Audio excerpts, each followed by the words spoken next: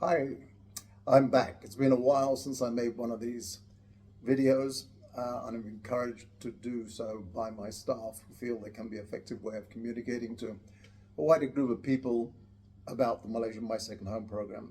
As a brief reminder, for those of you who are not aware, the program hit a rather bad spot in the last couple of years. As the rules were changed, it was made more difficult to participate, so the number of applications fell. There was also some disruption in the treatment of existing visa holders, and that caused a number of them to leave. And at one point, more people were exiting the visa programming than actually joining it. So it's all been rather sad. And from my perspective, since I was closely involved with it, basically since it was launched at the beginning of this century, it was a very sad experience to suddenly see that a program which was very successful was suddenly running out of steam, and worse than that, was actually declining in popularity. And also, equally sad, was the negative impact it had on Malaysia.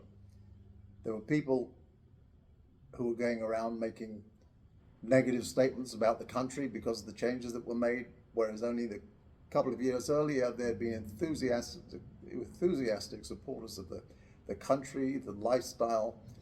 The people here are known for being very, very friendly, the local Malaysians. And it was, in fact, an excellent visa program for that very reason. It was a total win-win. The people who came and joined the program, relocated here, said they were very happy, and the country benefited from the money they brought in, their spending here. And more than that even, countries spend a lot of money trying to get tourists to come. But tourists are usually here for one purpose only, to have a good time for a short period of time. That often means there's a conflict with the lifestyle and desires of the local population. People who came here with the Malaysian My Second Home program basically wanted to integrate as seamlessly as possible into the community.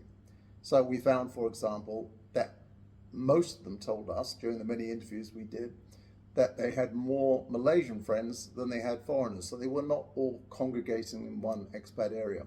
A lot of them supported local charities or supported associations which helped local charities.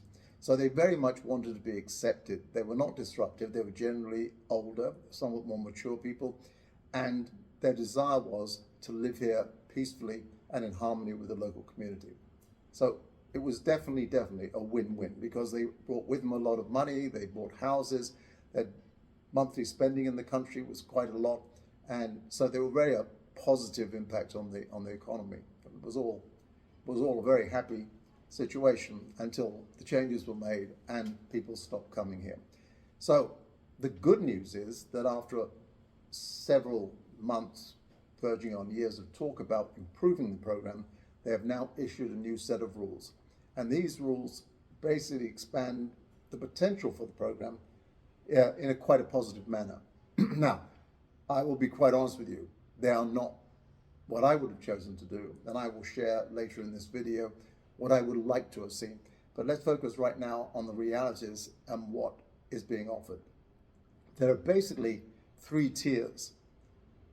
There's a silver, gold, and platinum, and each one requires a larger deposit, and each one gives you a better residential visa. So at the bottom level, which I think will probably be the most attractive to retirees who want to come and live here, is the silver program, and that requires you to make a fixed deposit of 500,000 ringgit, and you'll receive a renewable 5-year visa. That's pretty attractive. If you have more money available and you're willing to place 2 million ringgit on a fixed deposit with any bank in Malaysia, you will get a 15-year visa. Now that will be issued in 5-year tranches, but it'll be fairly easy to get the renewals. So you basically have 15 years here, and then you can get another 15-year visa.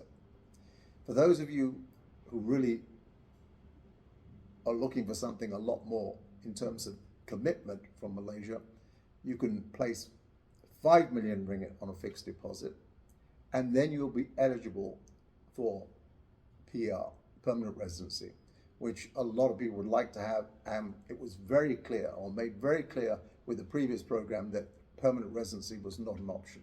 Now, permanent residency would allow you to work in Malaysia, and it doesn't give you a lot more privileges, but it definitely means that living here is much easier because it's accepted that you are basically a committed resident. And as I said, you can work for any company that you want. You can own a company. You can buy houses, although you're still subject to the laws on foreigners and minimum prices that they have to pay in order to be eligible to buy a house. So that's the new rules. Now, unfortunately, when they were announced, there were certain things which were not made clear.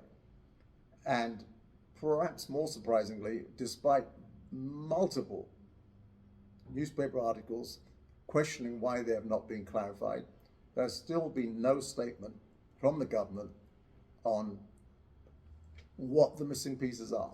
The single biggest piece is that when the rules were changed a couple of years ago, they increased the minimum monthly income of applicants from $10,000 a month to $40,000. Now, that was the kiss of death for the program for most people, because whereas quite a few retirees, particularly from the West, make a pension in excess of 10,000 ringgit a month, so they could come and retire here with that pension, live very comfortably. When it came to 40,000 ringgit, then the ones that had stopped work were finding it hard to meet that amount of income. The people who did qualify were those who were still working, but of course the program at that point was purely a residential visa, and people were not meant to come here to seek employment or continue employment with their current companies. So we still don't know what the minimum income is for the new bands that have been set up, and that is something that obviously is pretty important, and applicants need to know that. Previously also, you had to show that you had liquid assets when you applied. They had to be greater than the amount of fixed deposit. So the previous fixed deposit you were required to make was 1 million ringgit. You had to show liquid assets of 1,500,000 in order to be eligible to participate. This time, there's been no announcement about liquid assets, so that's another question. We also don't know when the new program will start. There was an assumption it will start in January 2024, and that still may be the case. But at this point, and we're already into January 2024, we still don't know what's going to happen. So we are waiting for more information with bated breath. We do not understand why there has not been clarification on the various points that have been omitted from the announcement. We understand that the Ministry of Tourism, which made the announcement about the new visa tiers, is pretty busy right now because they recently took over the role of receiving applications, renewals, new applications from the Immigration Department. They are now the first point of reference. You take all the documentation to them, they review it and pass it to immigration. That was done apparently because it was felt that they were perhaps more client-friendly, if you like, than the Immigration Department. But because of all the work they've become involved in doing that, I am being told that they have not been able to focus yet on accepting new applications, so you can't apply as of yet. But I will certainly keep our viewers advised on things as we get more information. Now, I did say I would have a quick mention of what I would like to have seen. Firstly, I would like to have seen a retiree visa, which was specifically targeted at people who are older. Because under the new scheme, they're saying you can actually join it when you're 30 years old. Now, given that it's a residency visa, I have real questions about a 30-year-old settling here and not working. So it seems to me you're kind of inviting people to come here and then seek some kind of employment, legally or illegally. But if they're going to do it legally, they need to get a work permit. So it's a bit confusing to me having such a young age limit for people to join the program. I would like to have seen a visa aimed at people, say, over 50 years old, who are genuine retirees, want to come here and enjoy the rest of their lives, and will contribute accordingly to the economy and the people of Malaysia. So that's the first thing I would be happy to see. The second thing I think would have been nice would have to come up with a retirement visa for expats who worked here, say those who worked here for over 5 years. There's quite a lot of them, in fact. They came here sometimes with multinational companies, then they wanted to stay on because they enjoyed their life here so much. But when it comes to retirement, they can't meet the criteria. So it would seem to me to be a nice gesture that after welcoming these people when they came along with foreign companies and set up businesses, ran business here, to say, okay, you're welcome to stay on, and as long as you can continue support yourself, we're happy to have you here, and therefore set specific conditions for them. Maybe say you have to work in Malaysia for at least 5 years to be eligible, something like that. Anyway, that has not happened. And at this point, I should mention that these new rules have been set up in something of a vacuum, because as far as I know, all the people like myself who are closely involved with the program were not consulting on what the new program should look like. That's why, obviously, we have different ideas of what we'd like to have seen. The third visa, which I think would have been very beneficial to Malaysia, would have been one targeting residents of Singapore. The cost of apartments in Singapore is astronomical. The government has even levied a special tax of 60% of the purchase price for foreign buyers, which is enormous. And people are still buying.